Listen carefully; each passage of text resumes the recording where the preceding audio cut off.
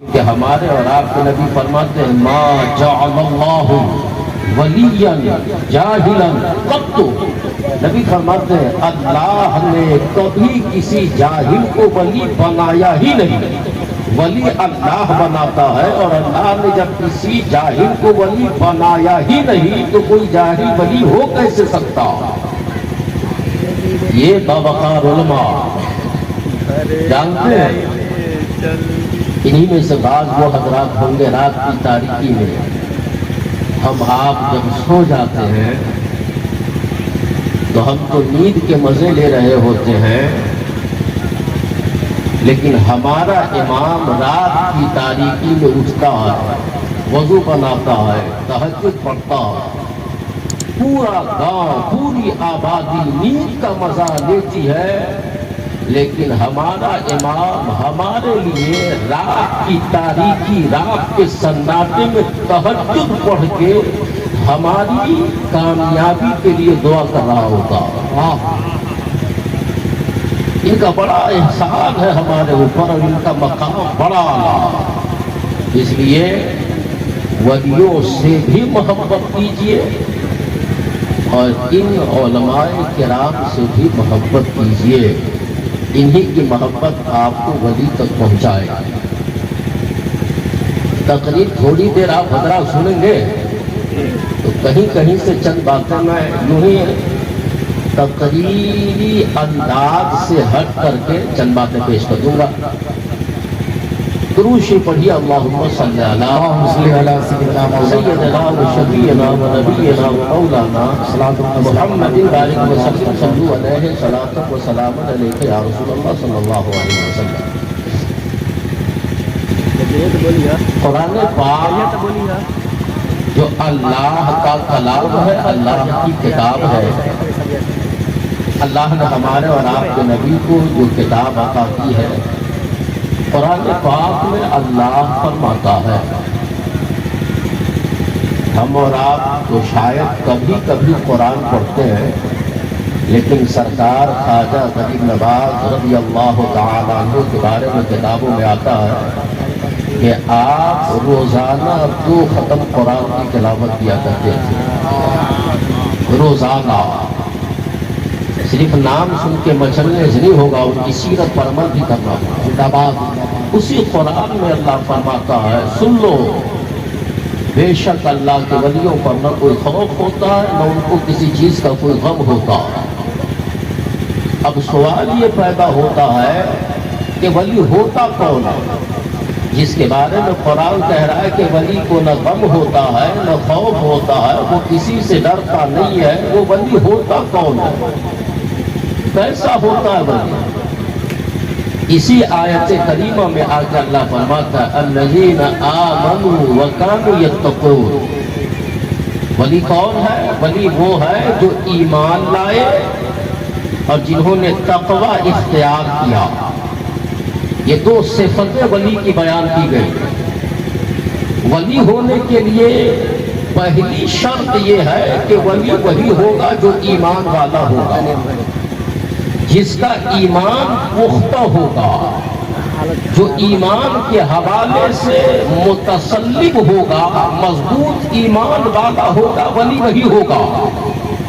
لہذا کوئی بد مذہب ولی ہو ہی نہیں سکتا، کیونکہ ولی ہونے کے لیے پہلی شرط یہ ہے کہ وہ مومن کامل ہو، اس کا ایمان پختہ ہو، اس کے ایمان میں کہیں سے کسی طرح کی کوئی کمزوری۔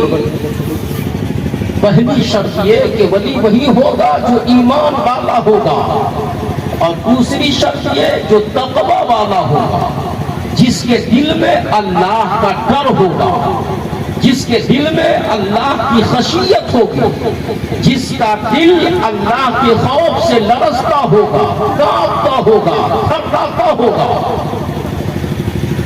جو اچھے کام کرتا ہوگا، برائیوں سے دور رہتا ہوگا، جھوٹ کبھی نہ بولے گا، چغل خوری نہ کرے گا، غیبت نہ کرے گا، جو گناہوں سے بچے گا، اور انسان ہونے کی وجہ سے اگر اس سے کبھی کوئی گناہ ہو جاتا ہے تو پھر وہ اس پر اتنا روتے ہیں کہ جب تک اللہ ان سے راضی نہیں ہو جاتا وہ روتے ہی رہتے ہیں۔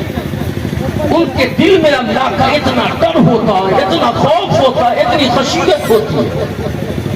اب ذرا توجہ کیجئے گا، تقویٰ ہے کیا؟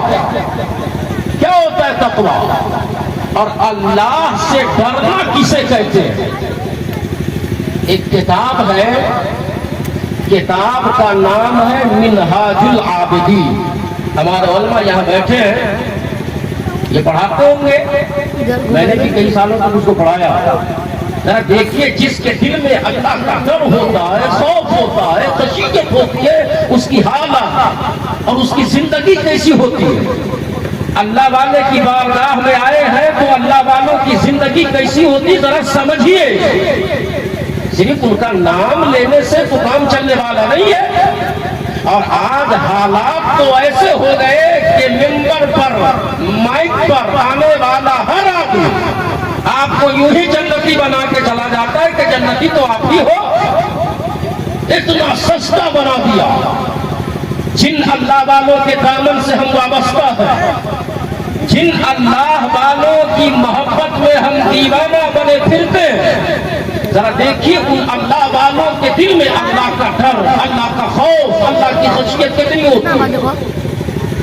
منہاج العابدین میں حضرت امام غزالی رحمۃ اللہ تعالی علیہ ایک اللہ کے ولی کا واقعہ نقل فرماتے ہیں۔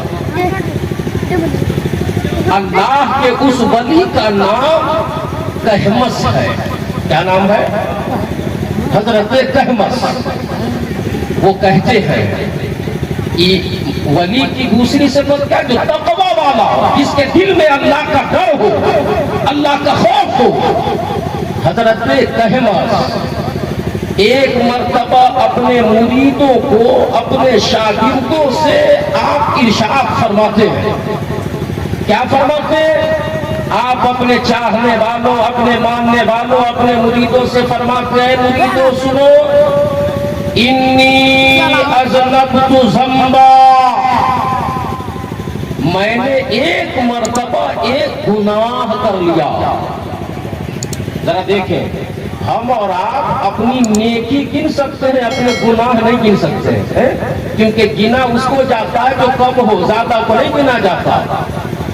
ایک مرتبہ کسی نے پوچھا کسی عقل مند سے کہ یہ بتاؤ دنیا میں پاگل کتنے ہیں؟ تو جواب دینے والے نے کہا پاگل بہت ہیں، ان کو گن نہیں پاؤ گے، ٹھیک ٹھاک لوگ کم ہیں، ان کو گن لو اور سمجھ جاؤ ان کے علاوہ جتنے ہیں، جس چیز کی تعداد کم ہوتی اس کو گنا جاتا۔ ہمارے گناہ بہت ہیں، ہم اپنے گناہ کو نہیں گن سکتے، نیکیاں کم ہیں ہماری۔ بعض تو ایسے جو ہفتے میں ایک مرتبہ جمعہ کے دن نماز کے لیے جاتے ہیں، لیکن وہ اللہ والے تھے، ان کے پاس نیکیاں بے شمار، گناہ کم۔